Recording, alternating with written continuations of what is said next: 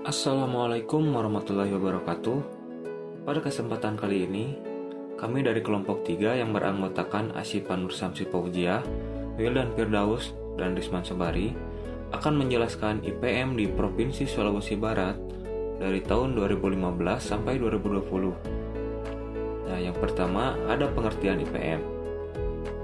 Indeks Pembangunan Manusia atau IPM merupakan pengukuran perbandingan dari harapan hidup, pendidikan, dan standar hidup untuk semua negara. IPM juga digunakan sebagai indikator untuk menilai aspek kualitas dari pembangunan dan untuk mengklasifikasikan apakah sebuah negara termasuk negara maju, negara berkembang, atau negara terbelakang, dan juga untuk mengukur pengaruh dari kebijakan ekonomi terhadap kualitas hidup. Untuk selanjutnya, ada manfaat dari IPM. Yang pertama, yaitu untuk mengukur keberhasilan dalam upaya membangun kualitas hidup manusia. Yang kedua, untuk menentukan peringkat atau level pembangunan suatu wilayah atau negara. Dan yang ketiga, bagi Indonesia, IPM merupakan data strategis karena selain sebagai ukuran kinerja pemerintah, IPM juga digunakan sebagai salah satu alokator penentuan dana alokasi umum atau DAU.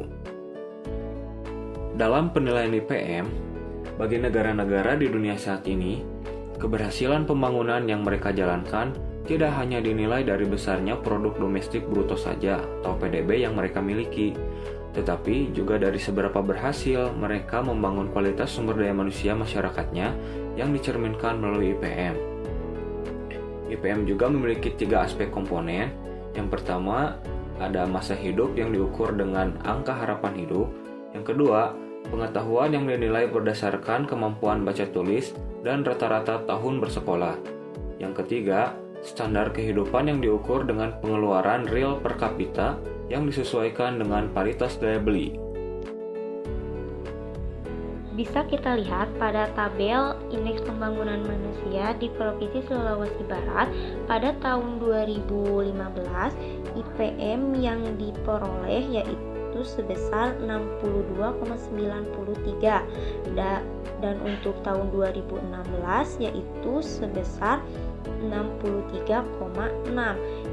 Dari hasil perbandingan dari 2015 dan 2016 kita dapat lihat bahwa pada tahun 2016 IPM di Sulawesi Barat mengalami peningkatan sebesar 0,64 poin dari tahun sebelumnya, dan untuk tahun 2017 pun juga sama mengalami kemajuan atau peningkatan yaitu sebesar 0,70 atau meningkat sebesar 1,10%, sehingga IPM pada tahun 2017 meningkat menjadi 64,30 poin. Baik, kita lanjutkan. Untuk tahun 2015 ini juga sama mengalami peningkatan sebesar 65,1, yang dimana selisih dari tahun sebelumnya yaitu sebesar 0,80 poin atau sebesar 1,24% dari sebelumnya.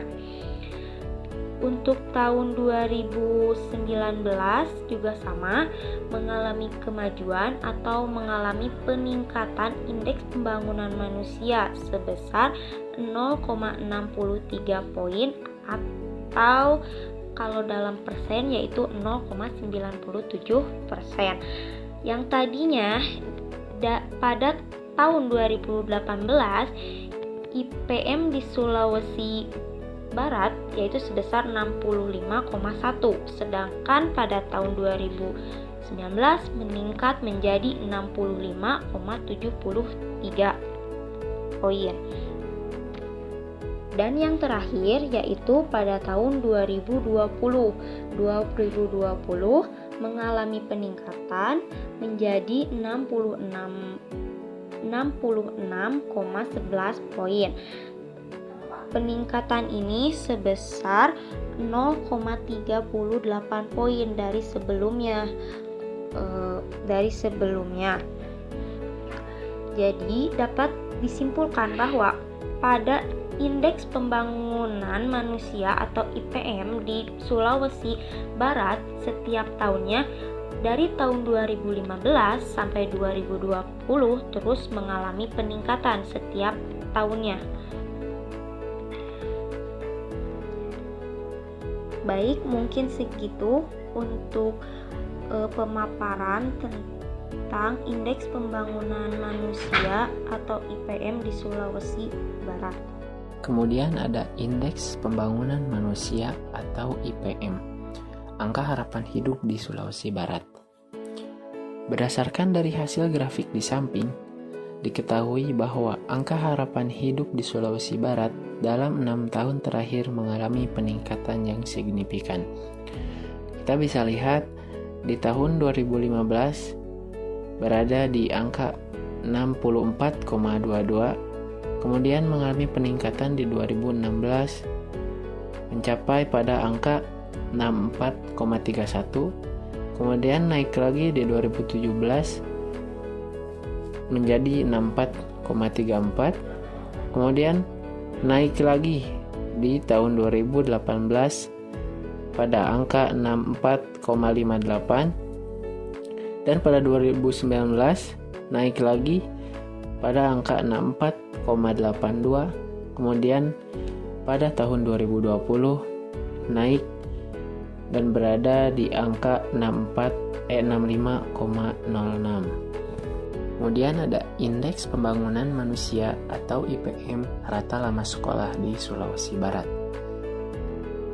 Tingginya angka RLS menunjukkan jenjang pendidikan yang pernah atau sedang diduduki oleh seseorang. Semakin tinggi angka RLS, maka semakin lama atau tinggi jenjang pendidikan yang ditamatkan. Kita bisa lihat dalam grafik rata lama sekolah di Sulawesi Barat pada 6 tahun terakhir. Di tahun 2015, rata lama sekolah di Sulawesi Barat adalah 6,94, kemudian mengalami peningkatan di tahun 2016 menjadi 7,14, kemudian mengalami peningkatan lagi 2017 menjadi 7,31, kemudian pada tahun 2018 menjadi 7,5, kemudian tahun 2019 menjadi 7,73, dan pada tahun 2020 mengalami peningkatan menjadi 7,89. Kemudian yang terakhir ada Indeks Pembangunan Manusia atau IPM pengeluaran per kapita Sulawesi Barat.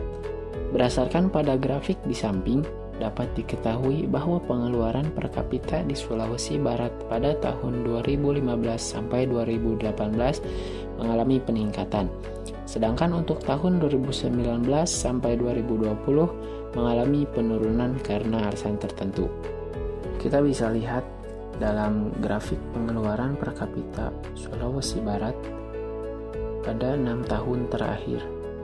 Di tahun 2015 berada di angka 1,1. Kemudian 2016 mengalami peningkatan menjadi 2,3, kemudian 2017 menjadi 3,38, dan pada tahun 2018 mengalami peningkatan menjadi 3,61. Sedangkan pada tahun 2019 mengalami penurunan menjadi 2,03, dan pada 2020 mengalami peningkatan lagi menjadi minus. Mungkin hanya itu saja yang bisa kami sampaikan. Mohon maaf bila ada kesalahan. Jika ada saran dan masukan dari teman-teman, bisa langsung ditulis pada kolom komentar dalam video ini. Terima kasih, jangan lupa like and subscribe. Wassalamualaikum warahmatullahi wabarakatuh.